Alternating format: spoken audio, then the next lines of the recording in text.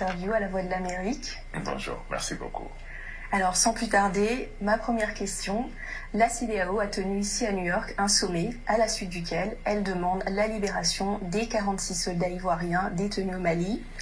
Une délégation de 3 chefs d'État ouest-africains se rendra à Bamako au cours de la semaine pour tenter de résoudre le dossier. Est-ce que vous pensez qu'il y aura une solution ou du moins une amorce de solution ? Tout dépend de la façon dont on prend la chose. Il est important de comprendre d'abord que ces mercenaires ivoiriens qui sont arrivés le 10 juillet à Bamako sont arrivés sans notification préalable, sans l'accord des autorités, avec des armes de guerre. Aucun pays sérieux n'admettrait que des hommes en armes arrivent dans le pays dans ce contexte sécuritaire tendu, dans ces conditions-là. Donc c'est dans cette situation qu'ils ont été détenus. Et l'affaire a été transmise à la justice, qui les a mis sous mandat de dépôt. Mais malgré cela, en guise de bonne foi, et tenant compte de la complexité et de la densité de nos relations avec la Côte d'Ivoire, le Mali s'est dit ouvert à un règlement par la voie diplomatique et par le dialogue. Je crois que ces deux voies sont parallèles et se poursuivent. Et c'est dans ce contexte que nous avons procédé le 3 septembre à la libération de 3 femmes soldats du contingent, ce qui laissait présager, en tout cas, des discussions plus approfondies pour la suite des éléments qui, pour le Mali, impliquent la nécessité d'avoir un certain nombre d'engagements de garantie par rapport au fait que la Côte d'Ivoire cesse d'être une base arrière pour déstabiliser notre pays. Dans ce contexte, la CEDEAO s'est saisie de ce dossier. Le Mali estime qu'il s'agit là d'un dossier bilatéral entre 2 pays frères, qui est indifférent, qui doivent trouver les moyens par le dialogue de pouvoir le régler. Et la contribution des autres est naturellement bienvenue. Mais pour nous, il ne s'agit pas d'un dossier différent de la CEDEAO. Le Mali est engagé avec la CEDEAO dans le cadre du processus de transition, mais cette question telle qu'elle a été amenée à la CEDEAO nous semble être biaisée. Et les décisions qui sont sorties de ce sommet extraordinaire qui s'est transporté à New York ici seront appréciées par le gouvernement du Mali qui s'exprimera officiellement sur cette question. Mais nous pensons que c'était pratiquement un tribunal contre le Mali parce que le Mali n'a pas été entendu pendant cette discussion, même si on est sous sanction. On ne sait pas sur quelle base ces décisions ont été prises et toutes les décisions qui sont prises sont totalement en faveur juste de la Côte d'Ivoire. Je crois qu'avec ces actes qui ont été opposés, la CEDEAO ne se met pas dans une position de pouvoir être un médiateur ou en tout cas un acteur équidistant pour apporter des solutions.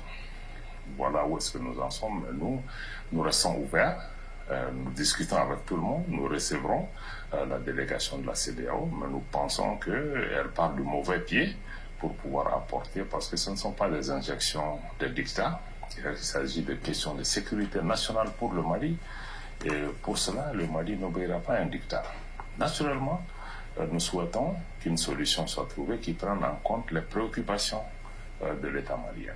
Voilà notre état d'esprit par rapport à cela, mais nous l'avons indiqué, le Mali ne se sent nullement lié par les conclusions de ce sommet. Alors, est-ce que vous avez des attentes concrètes de cette rencontre ? Comme je vous l'ai dit, pour le Mali, c'est un problème bilatéral entre le Mali et la Côte d'Ivoire. Et ce problème doit se régler dans le cadre d'un dialogue direct entre le Mali et la Côte d'Ivoire sous la médiation togolaise qui est acceptée par les 2 parties. Nous pensons que la solution viendrait de ce côté. Cette mission, nous allons l'écouter parce que c'est une mission de chef d'État et nous verrons le message qu'ils vont nous apporter et ce qui en sortira. Mais la position du Mali sur cette question est connue, mais nous ne sommes pas fermés. Nous ne sommes pas fermés au dialogue, nous ne sommes pas fermés à la solution, mais dans tout pays, il y a des lois.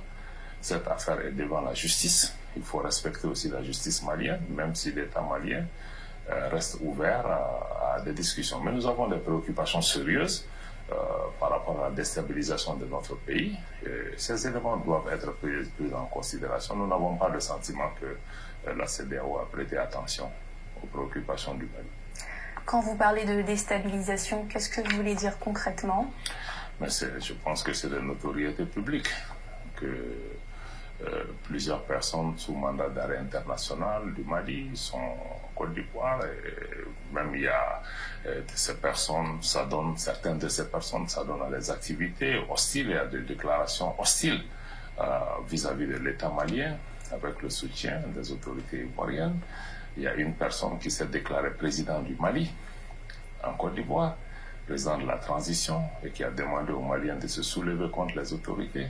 Je ne pense pas qu'il y ait une action judiciaire quelconque qui ait été entreprise. Donc il y a une série d'actions qui sont hostiles et de déclarations hostiles aussi d'autorités ivoiriennes à l'endroit des autorités maliennes avec vraiment des appréciations très négatives qui ne sont pas acceptables. Je crois que c'est tout cet élément-là.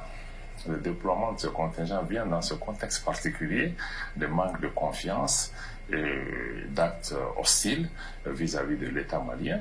Et nous espérons avoir l'occasion de pouvoir discuter de cela avec nos amis togolais et avec nos partenaires ivoiriens. Mais il est important que les partenaires extérieurs, que ce soit de la CEDEAO ou d'autres, ne prennent pas de position qui portent préjudice à l'équilibre de leur rôle pour à la modération qui est nécessaire et à l'équidistance qui est nécessaire pour pouvoir trouver une solution. Les ministres de la Défense du G5 se sont réunis à Niamey. Ils insistent sur le retour du Mali au sein de l'organisation. Est-ce que vous comptez retourner dans le G5 et si oui, est-ce que vous avez des conditions pour y retourner? Je dois vous dire que le Mali a quitté le G5 pour les conditions que vous savez. Nous ne l'avons pas fait de gaieté de cœur. Les droits de l'État malien ont été niés contrairement à tous les textes de l'organisation pour que notre pays assume la présidence de cette organisation. Malgré les nombreuses mises en garde, nous n'avons pas été écoutés.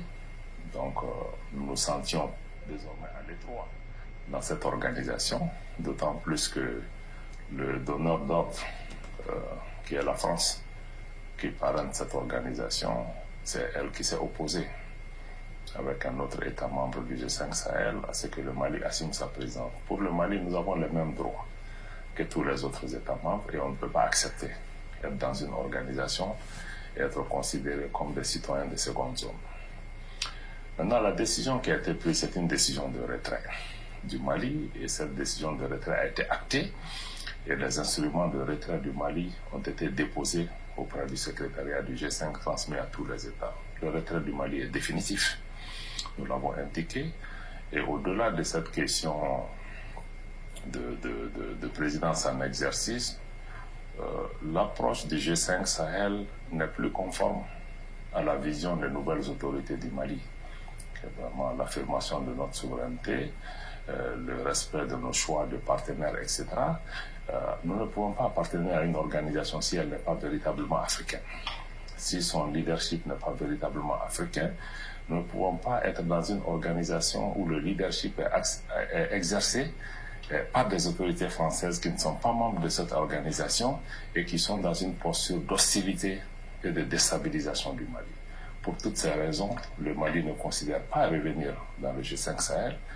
Par contre, nous restons ouverts à travailler dans tous les mécanismes de sécurité collective avec les pays voisins, avec d'autres pays africains, sous la condition qu'il s'agit de mécanismes véritablement africains, dont l'appropriation est africaine, qui prennent en charge la nécessité de pouvoir. Nous sommes conscients que les défis auxquels nous faisons face, le terrorisme, l'insécurité, ne peuvent pas être résolus par un seul pays, mais le Mali ne peut pas être aussi le dindon de la farce d'une organisation où il n'est pas respecté, où on paye tous nos droits et on est un des membres fondateurs. Donc pour toutes ces raisons, pour le Mali, la page du G5 Sahel est tournée, mais nous restons ouverts à prendre en considération toute proposition d'examen de mécanismes de sécurité collective ou même d'intégration. Le Mali, depuis le président Modibo Keïta, n'a jamais nié son engagement panafricain. Et tout ce qui peut concourir à l'intégration, à la coopération régionale. Le Mali sera toujours partie prenante, mais dans le strict respect de la souveraineté du Mali. Comme le président Assimi Goïta l'a indiqué, les trois principes qui gouvernent l'action extérieure du Mali: le respect de la souveraineté du Mali, le respect des choix stratégiques et des choix des partenaires du Mali, et la défense des intérêts vitaux des Maliens. Je crois que c'est ça notre conduite. Si ceci est pris en compte, nous restons ouverts à discuter, à dialoguer, à entretenir des relations amicales, des relations pacifiques, des relations de bon voisinage et des relations de solidarité et d'interdépendance avec chacun de nos voisins. Alors, vous avez mentionné la France dans le cadre du G5, donc j'aimerais parler des relations du Mali avec la France. Il y a eu beaucoup d'hostilités. Quel est l'avenir de ces relations entre le Mali et la France ? Vous savez, régulièrement, malheureusement, nous continuons à parler de la France. Et je répondrai à votre question, mais pour nous, nous devons continuer plutôt à parler du Mali, des préoccupations du Mali, de la vision du Mali, de là où nous voulons amener notre pays. Aujourd'hui, nous sommes dans cette situation avec la France, je dois vous l'avouer, parce que la France a pris la première décision de partir du Mali. Même si le Mali a estimé après qu'il faut accélérer ce processus, mais c'est eux qui ont pris la décision sans concertation préalable avec l'État malien, conformément aux accords qui existent entre nos pays. Et c'est ce qui nous a amené un peu dans cette situation. Et depuis, c'est une escalade d'hostilité, d'attaque contre le Mali et de manque de respect vis-à-vis de ces autorités. Vous êtes témoin des insultes publiques et des actes de dénigrement dont les autorités maliennes ont fait l'objet depuis, parce que ceci ne crée pas les conditions pour des relations amicales entre les pays. Aujourd'hui, le Mali a décidé de se prendre en charge, le Mali a décidé de prendre son destin en main et travailler à restaurer l'unité de notre pays. Tout ce que nous nous demandons, nous n'avons pas d'hostilité particulière vis-à-vis de la France, mais notre relation ne peut que s'inscrire dans le cadre du respect mutuel. Et nous invitons à cet égard les autorités françaises de sortir d'une approche de domination, d'une approche néocoloniale de la relation, de venir dans le cadre d'un partenariat et de ne pas aussi venir dire au Mali avec qui le Mali peut ou ne pas traiter. Tous les partenaires sont les bienvenus au Mali, mais ce n'est pas eux qui vont choisir cela. Donc tant que la France ne sort pas de cette posture de mettre des conditionnalités, des dictats au Mali, de dire qu'on peut faire ceci, s'ils veulent venir, ils viendront, on travaillera dans le cadre du respect mutuel, la souveraineté mutuelle de nos intérêts. Je dois vous dire que les difficultés qu'on a avec la France, c'est beaucoup plus avec les autorités françaises. Le peuple français, le peuple malien n'ont pas de problème particulier. Et je dois dire que dans ce cadre, nous n'avons pas d'animosité particulière vis-à-vis des entreprises françaises, les citoyens français vaquent normalement à leur occupation au niveau du Mali. Bon, le moment venu, nous allons trouver l'occasion de continuer à discuter, mais dans ces conditions de respect. Mais nous estimons que la France est un partenaire, comme d'autres partenaires, et nous souhaitons qu'on ait des relations normales avec eux, mais pas des relations de maître-esclave. Alors justement, pour parler des autres partenaires, la France et les États-Unis accusent le Mali d'utiliser ou de faire appel à des paramilitaires russes du groupe Wagner. Qu'avez-vous à leur répondre et quelles sont actuellement vos relations avec la Russie ? Vous savez, nous au Mali, on a assez répondu à ces questions. Nous, on veut passer maintenant à autre chose. Le Mali a une coopération ancienne avec l'ex-URSS. Depuis maintenant, avec la Fédération de Russie, et dans le cadre de cette coopération, nous avons acquis beaucoup d'équipements.